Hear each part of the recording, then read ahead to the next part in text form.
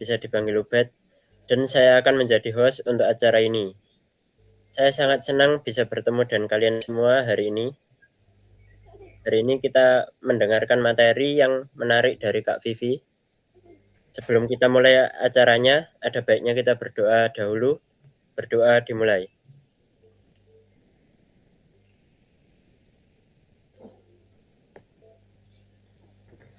Berdoa selesai. Jadi, webinar kita hari ini berjudul Meningkatkan Work-Life Balance melalui Manajemen Waktu yang Efektif. Kak Vivi akan membahas tentang definisi dan pentingnya manajemen waktu, beberapa teknik manajemen seperti teknik Pomodoro dan metode Eisenhower, serta aplikasi yang bisa membantu kita mengelola waktu dengan lebih baik.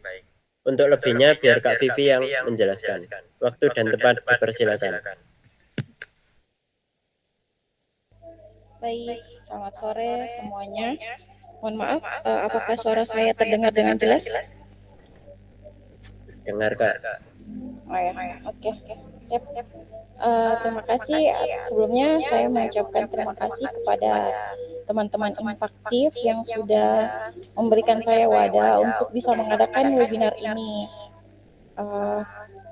Mungkin untuk mempersingkat waktu saja ya, saya mungkin bisa sudah memulai materi. Oh ya, buat informasi Kak Vivi, ini kita record juga, jadi mudah-mudahan selesai dari materi ini bisa nanti izin buat diupload ke YouTube paling ya.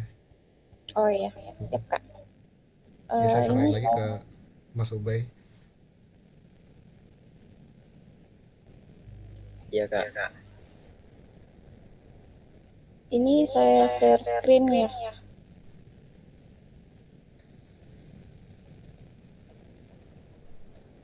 Oke, ditunggu.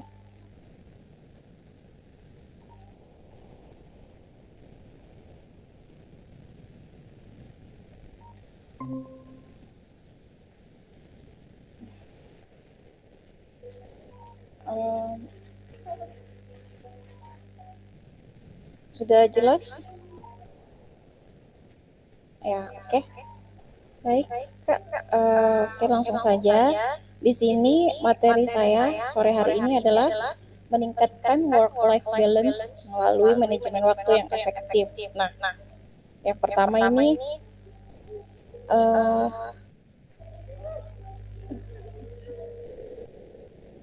pertama ini ada apa sih tuh time management? Nah, time management itu bisa dikatakan sebagai kemampuan menggunakan waktu dengan efektif dan efisien untuk memperoleh manfaat yang maksimal. Nah, di sini apakah penting manajemen waktu itu? Sangat penting. Menurut kalian di sini apakah penting? Ya atau tidak? Mungkin saya boleh minta pendapat. Penting banget, Kak. Ya, betul. Kenapa? Boleh tahu alasannya kenapa? Mungkin bisa Karena kalau nggak ada manajemen waktu atau timeline buat ngerjain kegiatan-kegiatan atau tugas ya bakal berantakan, jadi nggak tersusun dengan baik. Ya, betul sekali. Nah, selanjutnya ini yang dikatakan Mbak Belinda itu betul sekali. Kenapa manajemen waktu itu sangat penting? Nah, alasannya di sini manajemen waktu itu bisa membantu kita untuk bekerja lebih efektif dengan skala yang prioritas. Nah, poin kedua, kenapa manajemen waktu itu penting? Karena manajemen waktu itu bisa menjauhkan kita dari stres. Kita bisa dapat mengontrol setiap tugas dan tenggat waktunya. Poin ketiga, kenapa dikatakan penting? Karena manajemen waktu itu juga bisa membuat kita lebih produktif, dapat menghindari hambatan dan gangguan yang menghalangi dari tujuan. Nah, poin terakhir, kenapa manajemen waktu itu penting? Ya, mengurangi kecenderungan untuk menunda. Biasanya itu hal yang satu ini sangat membuat manusia-manusia di dunia ini tuh susah sekali untuk meraih kesuksesan. Seperti itu ya. Itulah pentingnya manajemen waktu. seperti itu. Nah, selanjutnya ada beberapa faktor yang bisa menghambat manajemen waktu tersebut. Nah, ini saya akan jelaskan. Ini poin penting dari salah satu webinar saya tentang manajemen waktu ini. Biasanya ini faktor penghambat itu tuh faktor yang bisa menggagalkan segala rencana yang sudah kita rancang dengan baik, seperti itu ya. Nah, yang pertama mungkin ada prokrastinasi atau menunda pekerjaan. Nah, biasanya itu faktor ini tuh merupakan faktor yang menghambat manajemen waktu atau biasanya seseorang itu sering melakukan penundaan pada tugas yang sudah menjadi kewajibannya untuk sehingga bisa menyebabkan berbagai kegiatannya itu menjadi tidak sesuai rencana, seperti itu. Nah, poin kedua, kenapa sih perfeksionis itu menjadi salah satu penghambat dalam manajemen waktu, faktor penghambat manajemen waktu. Nah, biasanya tuh orang selalu mau yang namanya perfect ya, tapi pada dasarnya ternyata ini bisa dikategorikan sebagai kriteria mungkin ya. Perfeksionis itu mereka tidak tahu ternyata ini tuh faktor penghambat, salah satu faktor penghambat dari manajemen waktu ini gitu. Nah, apa sih itu perfeksionis? Nah, biasanya itu merupakan suatu sifat pada seseorang yang menginginkan adanya kesempurnaan.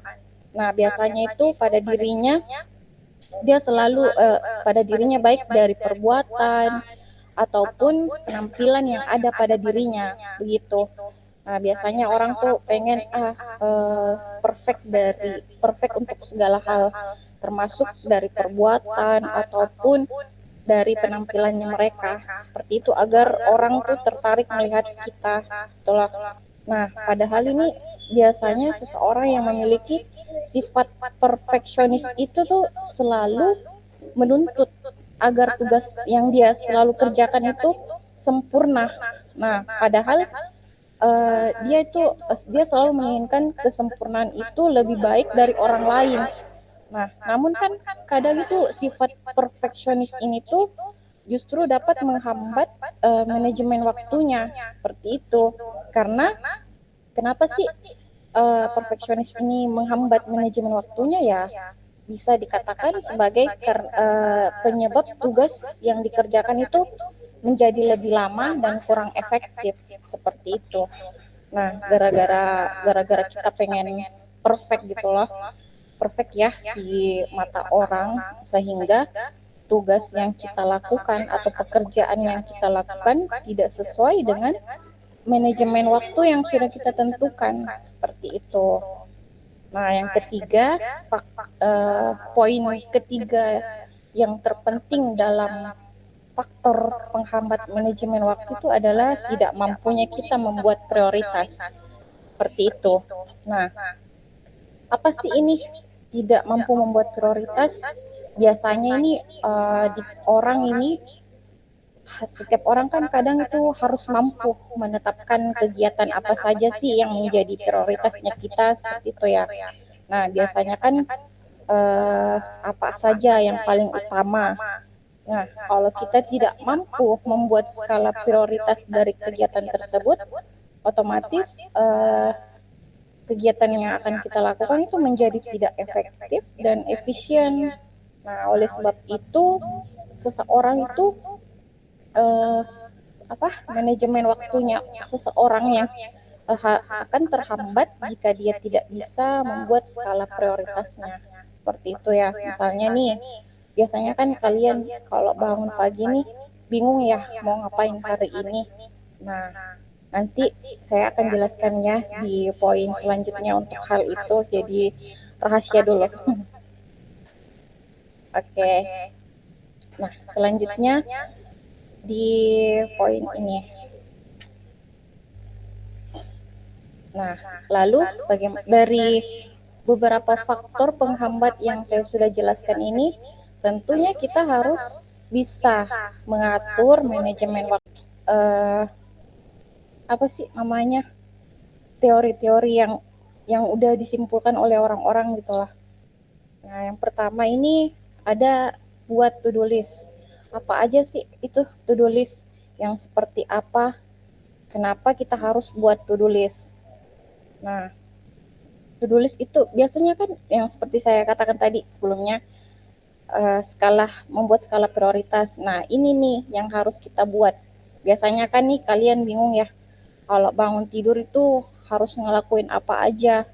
Nah, biasanya itu cara untuk mengatasi hal-hal seperti ini tuh kita harus bisa membuat to-do list. Mungkin bisa dibuat di malam hari seperti itu sebelum tidur, sehingga to-do list ini tuh bisa sudah kita laksanakan besok hari. Nah, apa saja sih isi dari to-do list itu?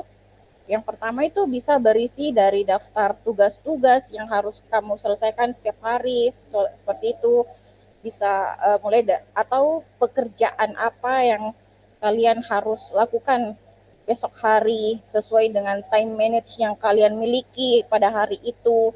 Misalnya nih bangun pagi, kalian bangun aktivitasnya itu olahraga, ibadah, olahraga. Nah, setelah itu kalian mau ngapain? Bekerja kah atau melakukan tugas-tugas lainnya seperti itu. Nah, biasanya terus alasannya juga kenapa sih harus dibikin malam hari tuh? Nah, biar kalian nggak bingung lagi apa yang akan kalian lakukan gitulah. Nah, biasanya ini kan prosesnya juga tuh nggak lama.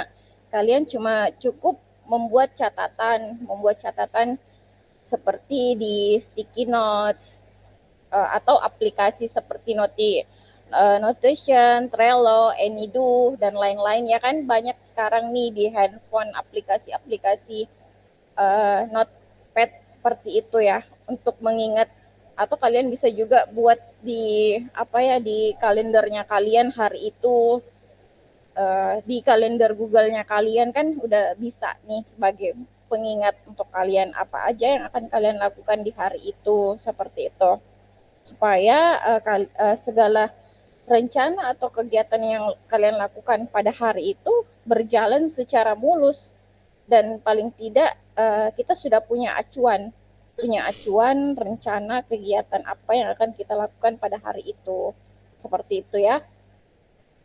Nah, yang kedua, mungkin kalian bisa selesaikan pekerjaan yang sesuai dengan prioritasnya kalian. Apa aja sih prioritas itu? Nah, prioritas itu tuh biasanya itu kan setelah kita buat to-do list itu ya, mungkin kita masih bingung pekerjaan mana nih yang harus kita selesaikan terlebih dahulu. Nah, saya di sini akan memberikan rahasia atau cara kalian untuk mengukur yang mana sih prioritas yang paling penting menurut kalian. Nah, di sini kalian bisa gunakan matrix Eisenhower. Nah, di sini tuh ada 4 kategori kuadran. Yang pertama ada tugas penting terus mendesak. Ada yang kedua ada kuadran tugas penting tapi tidak mendesak. Nah, yang ketiga ada yang tugas tidak penting tapi mendesak. Yang keempat itu ada tugas tidak penting dan tidak mendesak. Nah, apa aja sih ini yang dikatakan dengan tugas penting tapi mendesak seperti itu. Nah, di sini tuh kalian dari to-do list yang sudah kalian buat, kalian harus masukin ke matriks ini biar kalian bisa laksanakan apa yang menjadi prioritas di hari itu, apa yang menjadi prioritas kalian, kegiatan kalian di hari itu. Nah, mungkin ya apa sih yang dimaksud dengan tugas penting terus mendesak? Yang tugas ini tuh kategori yang harus diutamakan dan harus diselesaikan terlebih dahulu. Nah, tugas ini tuh penting dan mungkin dapat mempengaruhi hidup atau karir kalian ya. manfaatkan waktu yang kalian miliki di pagi hari untuk menyelesaikannya. Nah, misalnya nih, to-do list kalian pagi berangkat kerja ya, pekerjaan kalian nih ada deadline yang memang itu harus diselesaikan pada hari itu. Artinya penting dan mendesak. Kalau nggak kalian kerjain mungkin dampaknya itu akan ke karir kalian ya. Misalnya atasan kalian akan udah nggak percaya lagi sama kemampuan kalian nih. Ini si A udah nggak bisa dikasih tugas deadline nih, soalnya dia tidak memprioritaskan mana yang penting dan mendesak seperti itu. Jadi kalian sudah harus tahu to-do list kalian yang sudah buat, kalian harus tahu yang mana nih yang deadline. Jadi yang deadline itu kalian sudah harus masukkan ke bagian tugas penting mendesak seperti itu ya. Nah, yang kedua ada tugas penting tidak mendesak. Apa aja sih ini tugas penting tapi tidak mendesak? Nah, biasanya ini tuh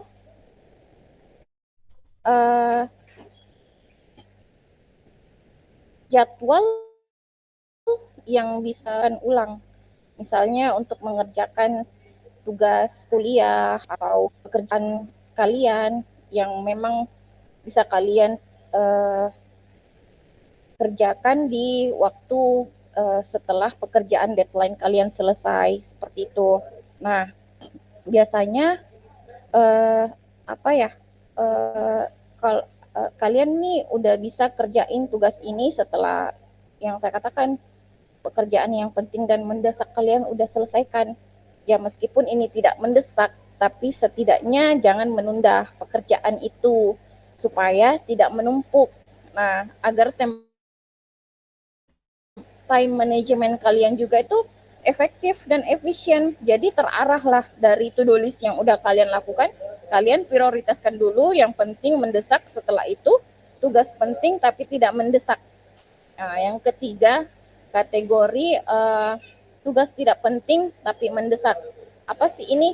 Ya, ini tuh sifatnya tidak penting tapi mendesak. Nah, biasanya ini kita bisa mendelegasikan atau meminta tolong ke teman kalian lah, misalnya ke rekan kerja kalian atau teman kampus kalian untuk bisa mengerjakannya.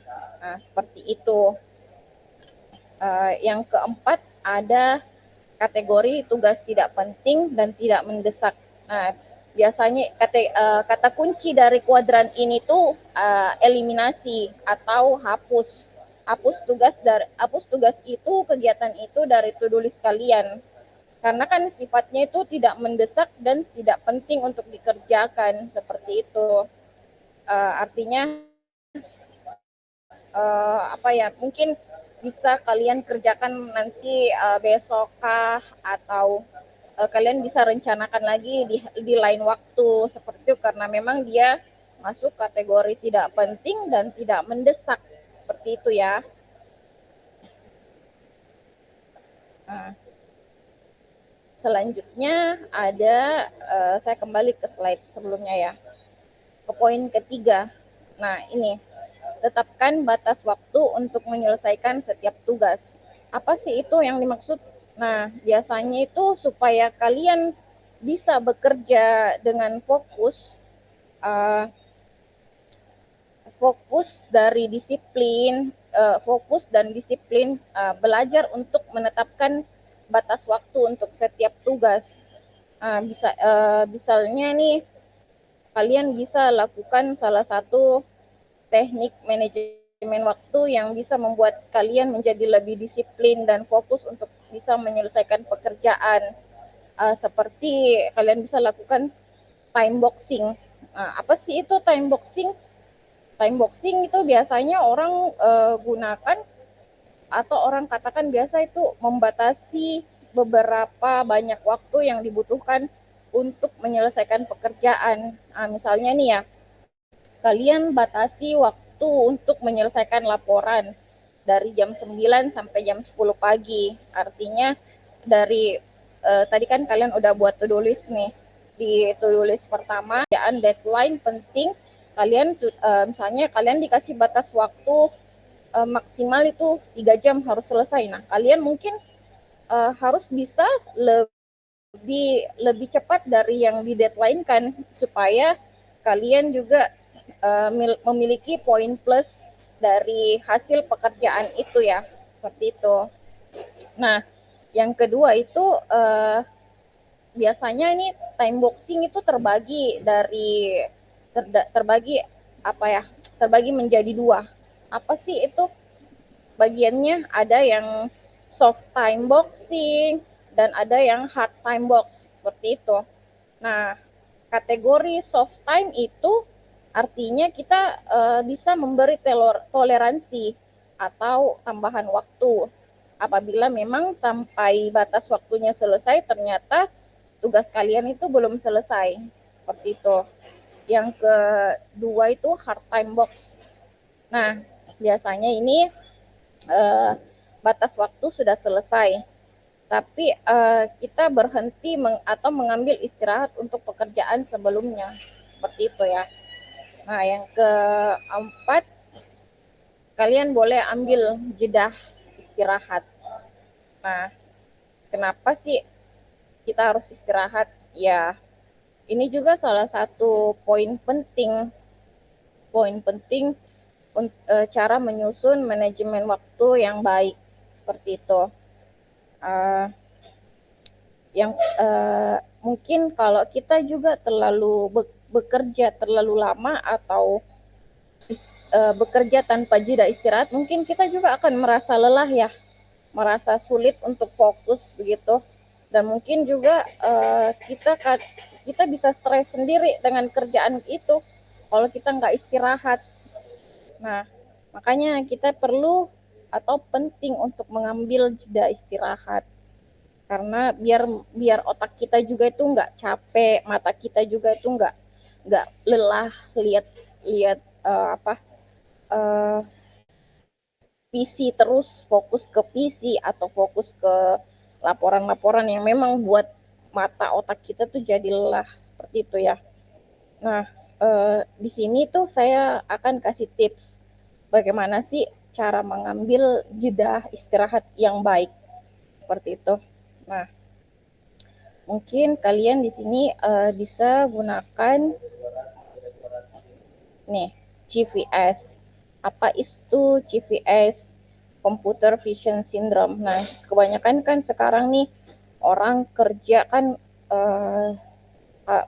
menggunakan laptop, menggunakan komputer, perangkat komputer atau tablet ya, HP, seperti itu. Nah, cara mencegahnya itu kita bisa mengatasi dengan cara ini, cegah computer vision syndrome, dengan coba kita menggunakan 20-20-20 rules untuk mengatasi mata yang lelah, gitu ya. Nah, rule ini tuh berguna untuk mencegah terjadinya CVS. Nah, apa sih itu CVS? Sekumpulan gejala yang ada pada mata dan leher. Nah, biasanya itu diakibatkan dari aktivitas di depan laptop, HP, atau alat elektronik yang secara berlebihan dengan waktu yang cukup lama, seperti itu. Nah, biasanya tuh gejala-gejalanya itu kalau mata kita tuh udah lelah, nyeri di kepala, nyeri di leher, di pundak, terus penglihatan tuh agak buram, kayak agak berganda gitu ya, dan lain sebagainya. Nah, ini tuh disebabkan karena adanya CVS. Mungkin kalian bisa gunakan ini untuk mencegah dari CVS. Kalian bisa istirahatkan mata setiap 20 menit sekali. 20 menit artinya ini setelah menatap layar komputer atau HP selama 20 detik, ambil istirahat untuk melihat objek sejauh 20 kaki atau 6 meter selama 20 detik, seperti itu. Biar kita juga terhindar, kalau kan biasanya tuh kalau udah kena CVS gitulah, kita juga stres sendiri sih, ya kan, bingung nih mau mau ngerjain apa lagi, soalnya udah capek banget. Nah, ini nih penting yang kalian lakukan. Di sela-sela kesibukan kalian, kalian juga harus mengambil jeda istirahat dari kelelahan mata seperti itu. Nah, yang selanjutnya ada hindari multitasking. Apa sih itu multitasking? Kenapa sih harus dihindari? Emang apa ya? Kok bisa sih harus menghindari hal-hal yang terkait dengan multitasking seperti itu? Nah, biasanya itu sebagian dari kita mungkin berpikir dengan multitasking itu semakin banyak pekerjaan yang bisa kita selesaikan secara bersamaan. Namun pada kenyataannya itu apa namanya sih? Menurut penelitian ya, saya baca dari beberapa penelitian nih bahwa ternyata itu multitasking itu bisa menurunkan produktivitas kita sebanyak 40%. Seperti itu. Nah, kadang orang beranggapan aku tuh multitasking loh, padahal sebenarnya itu multitasking itu bisa menurunkan produktivitas kita sebanyak 40%. Nah, biasanya tuh kalau kita sering melakukan multitasking itu kita cenderung sering berganti-ganti task ya untuk menyelesaikan semuanya gitu. Nah, ini juga itu ini kadang membuat tugas kita itu tidak terselesaikan dengan maksimal dan membuat kita itu menjadi lebih mudah capek gitu loh. Karena kita terlalu banyak pekerjaan yang harus kita kerjakan dan kita merasa multitasking bisa semuanya, padahal itu nggak maksimal banget buat pekerjaan kita. Otak kita juga pasti akan lebih fokus menyelesaikan satu tugas dalam satu waktu, ya kan? Jadi sebaiknya itu multitasking itu nggak bagus sih ya. Coba untuk menerapkan fokus menyelesaikan pekerjaan menyelesaikan pekerjaan atau tugas satu persatu dengan cara disiplin supaya juga hasilnya itu bisa maksimal gitu. Kita juga bisa memberikan hasil yang baik dari pekerjaan yang sudah kita kerjakan ke atasan kita atau tugas kampus yang sudah kita kerjakan ke dosen kita secara efektif dan efisien gitu. Seperti itu. Nah, yang terakhir nih, yang keenam ada batasi distraksi. Apa sih itu distraksi? Kenapa harus kita membatasi? Kenapa dia masuk teknik menyusun dalam manajemen waktu? Kenapa? Nah, biasanya itu saat kerja kan kita banyak melakukan hal yang bisa membuat fokusnya kita itu jadi buyar ya atau terganggu. Misalnya itu kayak notifikasi WhatsApp yang kayak nggak penting sih menurut kita. Terus ada email atau chat grup. Kadang kan itu di WA kita lagi fokus-fokusnya kerja kan tiba-tiba nih grup WA ngebahas sesuatu yang memang nggak penting sih ya, kayak lelucon gitu ya kan. Nah, itu tuh bisa mengganggu fokus kita dalam bekerja yang tadinya kita nih pengen lagi ngerjain kerjaan yang deadline ya, yang deadline. Tapi kenyataannya gara-gara kita asik ngebaca obrolan di WhatsApp grup, kita juga ikutan fokus kita tuh buyar untuk menyelesaikan pekerjaan deadline itu. Nah, itu tuh nggak bagus. Jadi sebaiknya kita batasi distraksi. Batasi itu mungkin bisa dimatikan notifikasinya supaya kita juga bisa fokus dalam menyelesaikan pekerjaan yang udah deadline banget seperti itu. Nah, distraksi juga itu kadang datang terus-menerus, bukan hanya mengurangi produktivitas, tapi juga bisa meningkatkan stres. Nah, biasanya itu kurangnya kontrol akan sebuah pekerjaan juga menjadi salah satu penyebab stres sih di tempat kerja, atau mungkin kurang mengontrol tugas kampus. Biasanya itu salah satu penyebab stres kita ya kan. Nah, bagaimana cara menghindari distraksi ini. Mungkin ini ya, yang pertama itu ya yang saya bilang tadi, salah satunya matikan notifikasi dari WhatsApp atau apapun itu yang bisa mengganggu kita dalam fokus bekerja atau menyelesaikan tugas yang sudah deadline.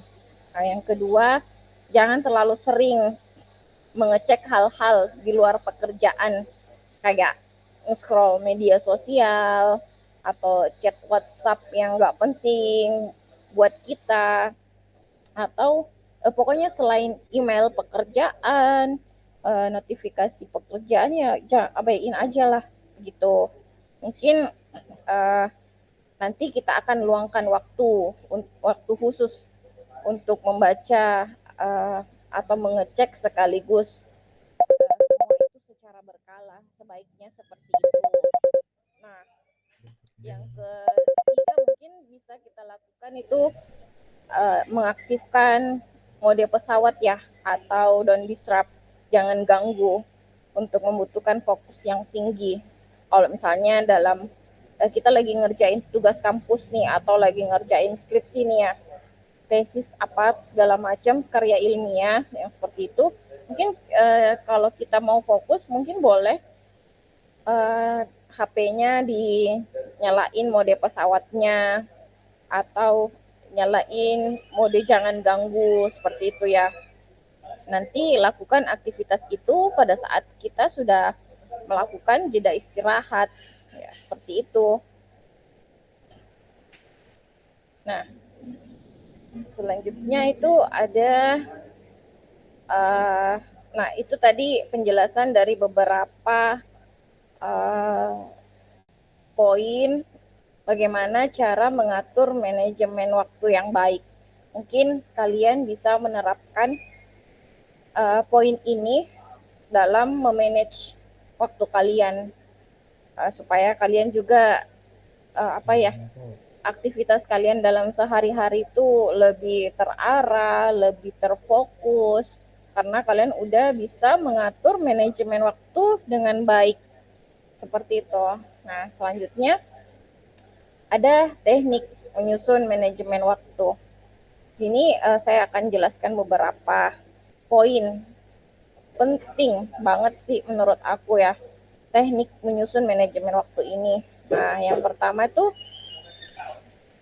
kalian mungkin boleh melakukan waktu istirahat atau cukupkan waktu untuk tidur di malam hari. Nah, normalnya itu biasa kan kita itu 7-8 jam ya untuk waktu istirahat tidur di malam hari, supaya aktivitas kita besok hari juga itu bangun tidur lebih enak gitu, nggak kelelahan.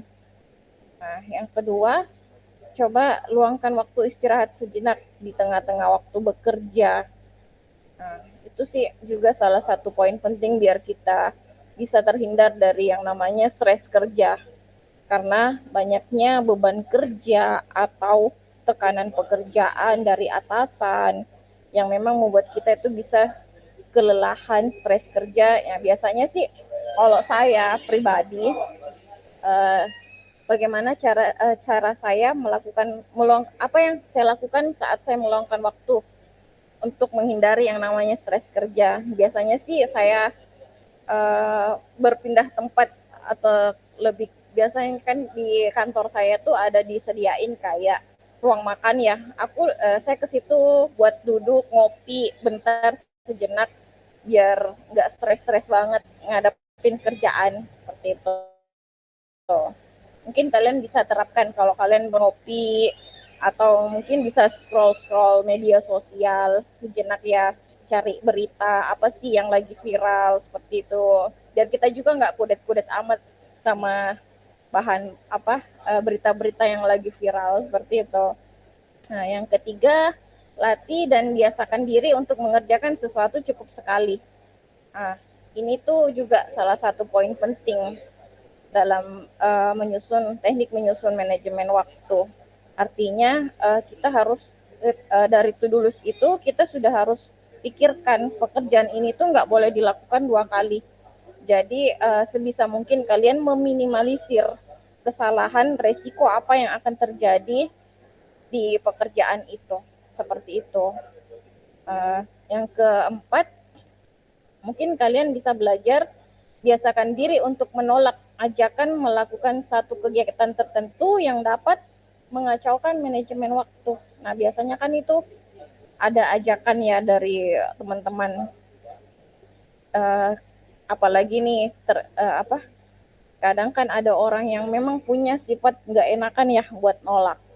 Nah, harusnya tuh sekarang kalian menerapkan berani menolak, berani katakan tidak kepada orang seperti itu. Jangan jadi orang yang nggak enakan, karena kita juga punya prioritas penting, misalnya pekerjaan, tugas atau apapun itu, seperti itu.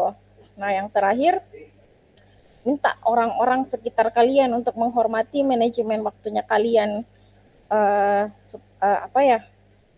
serta buat mereka tuh paham bahwa mereka tidak bisa setiap saat mengganggu kita atau meminta kita setiap saat semaunya mereka buat ketemu gitu loh, saat kita bekerja, belajar atau apapun itu. Nah, kembali lagi ke poin ke-4 tadi ya, berani menolak, berani katakan tidak, dan sampaikan ke orang sekitar kalian bahwa saya juga punya manajemen waktu loh yang harus saya terapkan, jadi mohon maaf kalau saya nggak bisa terima ajakan kalian seperti itu. Kalian harus berani ngomong seperti itu agar manajemen waktunya kalian itu betul-betul terjadi, maksudnya bagus terapannya, efektif, efisien, sesuai dengan apa yang kalian rencanakan, seperti itu ya. Ya mungkin ini materi penting sih yang sudah saya simpulkan dari manajemen waktu itu. Oke, saya kembalikan ke hostnya. Ada mungkin pertanyaan, titipan pertanyaan. Terima kasih Kak Vivi atas materinya yang sangat informatif.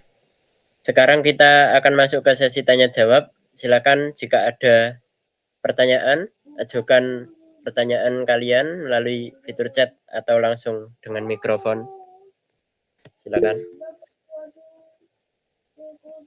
Oke, mungkin saya juga mau bertanya. Mungkin kita diskusi aja di sini ya, karena emang ruang lingkupnya cukup kecil di sini. Mungkin kita bisa berdiskusi bareng ya sama Kak Vivi. Ini pas banget sih sama yang saya lakukan. Bahkan saya baru tahu justru Kak Vivi ada kuadrannya seperti itu, ada matriksnya yang mungkin selama ini saya lakukan ya. Mungkin selama ini teknik-teknik itu saya lakukan, namun saya nggak tahu bahwa itu ada teorinya gitu. Yang tentang mungkin boleh di PPT-nya boleh diperlihatkan Kak Vivi yang bagian kuadran tadi. Nah, ini ternyata ada matriks Eisenhower ya. Nah, ini sama sih kayak hari ini termasuk ya. Tadinya untuk webinar ini saya ada jadwal lagi tadinya yang bisa dikatakan itu dadakan. Makanya biasanya emang saya yang ngebawain host di sini, tapi tadi saya ingin mendelegasikannya ke siapapun yang bisa untuk dari tim Impaktif. Kebetulan yang bisa adalah Mas Ubay, dan Mas Ubay ini pertama kali untuk membawakan menjadi host lah di webinar Impaktif. Jadi diharapkan maklum ya untuk semuanya. Tapi terima kasih banyak untuk Mas Ubay sudah berani untuk menjadi host. Nah, dalam hal ini ternyata ada gitu prakteknya ya. Jadi ya ternyata yang saya lakukan juga nggak cuman dari inisiasi sendiri, ternyata udah ada ininya. Nah, paling dari Kak Vivi, apakah matriks ini sekiranya menjadi acuan yang paten gitu ya, karena kan sebenarnya untuk yang webinar ini kalau menurut saya ya ini adalah sesuatu yang penting dan mendesak gitu, tapi sayangnya tadinya sih jadwalnya saya nggak bisa tadinya untuk di jam ini, ternyata bisa, makanya saya ikut juga pada akhirnya. Nah, apakah matriks ini benar-benar jadi acuan yang pasti gitu ya, atau hanya cuman jadi acuan sementara nih buat time management yang baik gitu. Oh ya, Kalau menurut saya sih ini acuan yang penting ya, mana-mana saja masuk kategori dari kuadran-kuadran ini seperti itu. Menurut saya sangat penting, penting banget sih, karena saya juga menerapkan pakai metode ini seperti itu. Kak Vivi sendiri eh, pakai aplikasi atau notes apa yang biasanya Kak Vivi pakai sehari-hari? Pakai biasanya kalau kalau di kantor sih saya pakai sticky note ya, supaya selalu saya lihat. Kan kalau di HP itu jarang banget kan, paling kan kalau WhatsApp, apalagi WhatsApp kan udah terkoneksi ke laptop, jadi jarang banget pegang HP kecuali ada telepon kan, semua itu udah di laptop. Jadi saya pakai sticky note biar to-do list saya tuh di hari itu pekerjaan saya juga terarah, tersusun secara baik seperti itu. Lebih ke sticky note ya. Iya. Ya betul. Kalau saya sehari-hari biasanya pakainya ya mungkin berbanding terbalik ya sama Kak Vivi. Kalau saya biasanya diingetinnya sama HP karena ya walaupun buka laptop tiap hari tapi tetap aja sih. Jadi kalau saya nyatetnya tuh di Google Calendar. Jadi enak tuh Oh, ya. ada notifikasinya terus kan 30 menit atau 15 menit sebelum acara atau sebelum apa nih hal yang penting gitu jadi bisa keinget. Nah untuk kerjaan paling iya sih untuk to do list di pekerjaan iya mungkin saya juga sama pakai pakai sticky note cuman kalau untuk acara-acara meeting segala macam Betul, betul pasti pakai pakainya pakai Google kalender Calendar. ya, Google. Pakai kalender Google, betul. Saya Iya juga pakai itu kalau untuk eh, misalnya ada kayak kayak kegiatan gini nih, pasti diingatkan ya seperti itu.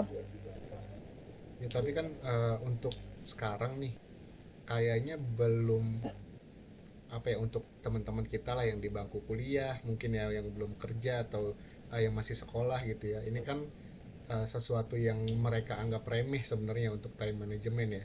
Nah, kira-kira kalau misalkan kita mau bikin awareness untuk mereka nih, kira-kira yang paling penting untuk disampaikan tentang time management untuk mereka apa sih? Karena kan mereka jarang banget loh pakai tools itu padahal udah disediakan kan teknologi itu, tapi masih jarang banget yang mengandelin ingetannya aja. Nah, kira-kira apa nih yang bisa disampaikan kalau misalkan untuk teman-teman yang masih muda lah yang masih belum menggunakan tools-tools ini. Paham.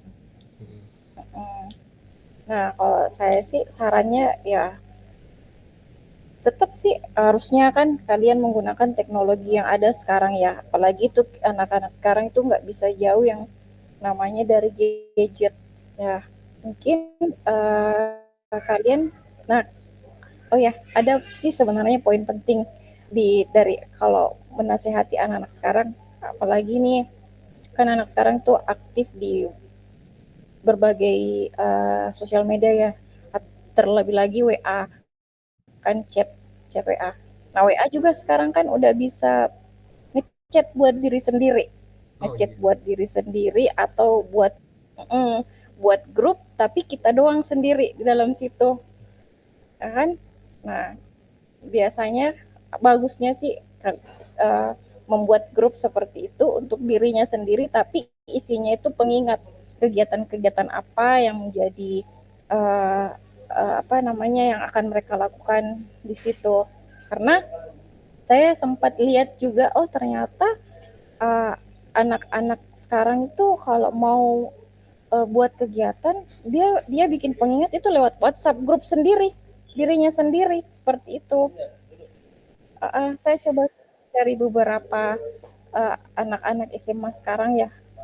Biasa aku tanya, oh kalian tuh kalau bikin listnya kegiatan nih, kalian mau mau ada kegiatan lomba, kepengingat kalian itu kemana? Di sini aja sih kak, di grup WhatsApp, tapi isinya cuma saya sendiri anggotanya.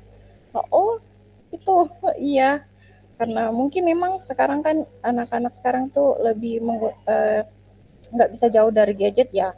Solusinya seperti itu.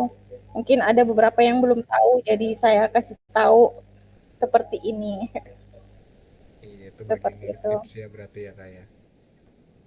Hmm. Mungkin dari Mas Ubay selaku host atau Kak Abel ada yang ingin ditanyakan?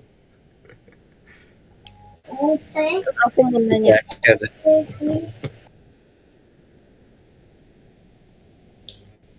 Halo, aku mau nanya Mbak, idealnya Iya. itu kalau kita lagi kerja terus mau istirahat, idealnya itu berapa menit ya Kak istirahatnya? Oh, ya. Kalau saya dari pengalaman saya pribadi, mungkin saya share secara pengalaman pribadi saja ya. Biasanya itu minimal ya 10 sampai 15 menit sih, biar otak kita juga tuh rileks, eh, apa mata kita juga tuh udah nggak capek, nggak leher juga nggak ngerasa tegang gitu loh. Yang penting udah ngerasa rileks aja, sembari sambil minum kopi atau ngeteh, boleh sambil nge-scroll media sosial. Sih seperti itu sih waktu yang bagus untuk mengambil jeda istirahat sebentar di sela-sela waktu pekerjaan atau kesibukan seperti itu. Oh, oke, jadi sambil stretching gitu ya Kak? Betul. Oke. Makasih. Iya Kak, sama-sama. Mungkin saya juga mau lanjutin diskusi ya Kak Vivi. Selama ini kan banyak banget lah influencer yang nggak influencer aja sih, maksudnya edukator tentang time management gitu ya, yang bilang harus punya to do list yang tiap hari seperti yang Kak Vivi bilang.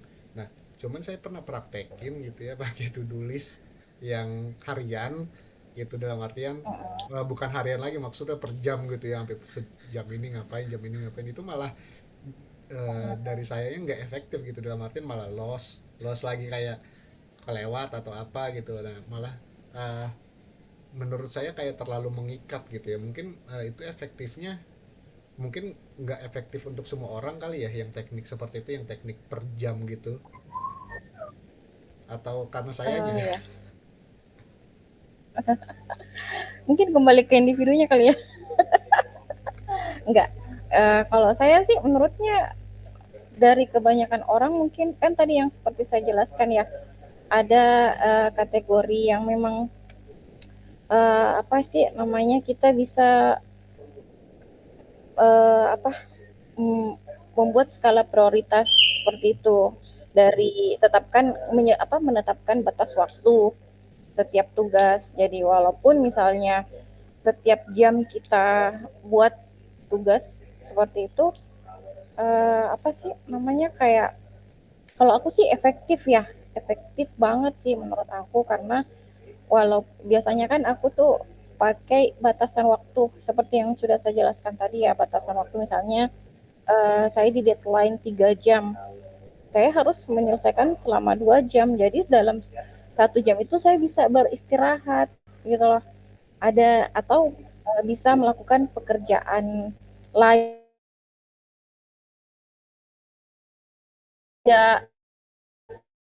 uh, yang masuk kategori penting tapi tak mendesak gitu loh, seperti itu. Iya, tergantung orangnya ya. Jadi Iya ya betul. ada yang emang eh, saya sih lebih suka yang skala prioritas aja sih. Jadi saya tentuin nih prioritas yang mana yang harus dilakukan terlebih dahulu. Iya, Berjam. itu saya juga melakukan itu. Cuman kalau yang ada tuh yang ngajarin sampai per jam itu harus ditulis apa, itu nggak efektif sih buat saya. Cuman Enggak. tergantung lagi, kembali buat individu masing-masing ya. Ada yang cuma nentuin itu, ada yang harus pakai per jam, itu mungkin lebih efektif. Kadang Iya. distract itu sih yang jadi masalah buat kita semua ya. Kadang lagi asik-asik kerja, distraksinya banyak banget. Bahkan cuma ngelihat reels Uh, aja tiba-tiba 1 jam ngelihat reels. ya.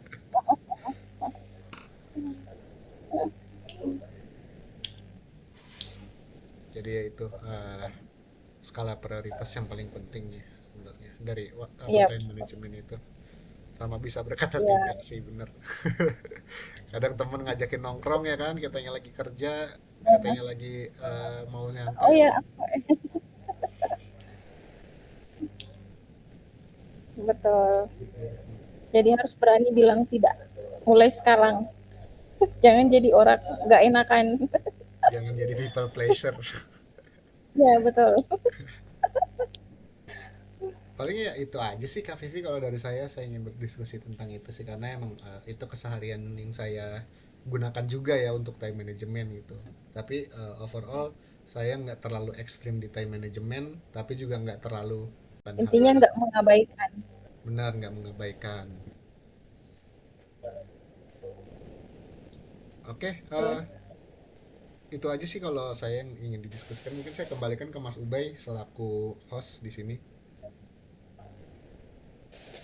Baik, hari ini kita telah membahas definisi dan pentingnya manajemen waktu, teknik Pomodoro, dan metode Eisenhower, serta aplikasi yang bisa membantu kita.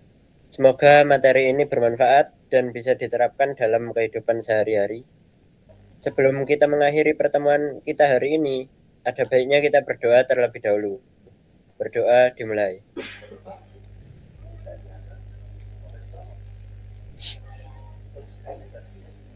Oh ya, Doa selesai. sebelum closing ini ada kata-kata terakhir. Ada satu pesan untuk semuanya. Nah, ini jika ada sesuatu yang sangat berharga, maka itu adalah waktu. Siapapun orangnya tidak akan bisa mengulang setiap waktu yang sudah terlewatkan. Setiap orang dimanapun ia berada memiliki waktu 24 jam dalam sehari. Tidak ada yang mendapatkan lebih meski hanya 1 menit saja. Semua sama, tidak kurang, tidak lebih. Untuk mencapai segala macam kesempurnaan memang selalu dibutuhkan proses trial and error. Oleh sebab itu, jika kemarin atau hari ini melakukan kesalahan, carilah kesempatan untuk memperbaikinya. Yang lalu biarlah berlalu, mungkin akan menjadi pengalaman selama hayat. Bagaimanapun diri kita di masa lalu itu tidaklah penting. Yang jauh lebih penting adalah bagaimana diri kita di masa depan. Oke, terima kasih dari saya. Mantap, mantap. Kata-katanya keren sih, keren. Terima kasih Kak Vivi. Kalau gitu kata-katanya benar banget. Saya setuju banget kita mempunyai waktu yang sama. Waktu kita berjalan terus. Mudah-mudahan semua yang kita lakukan dengan time management, dengan aktivitas yang kita lakukan membuahkan hasil yang baik ya, dan juga berkah untuk hidup kita semua. Terima kasih Kak Vivi. Ya. Salam juga Ya. dari saya. Nanti untuk selanjutnya nanti kita bisa didiskusikan di WhatsApp mungkin ya. Terima kasih banyak Kak Vivi. Ya. Mas Ubay. Ya, sama-sama. Terima kasih kembali semuanya, Mas Ubay, Mbak Belinda. Saya izin live ya. Makasih. Ya. Assalamualaikum warahmatullahi wabarakatuh. Waalaikumsalam warahmatullahi wabarakatuh.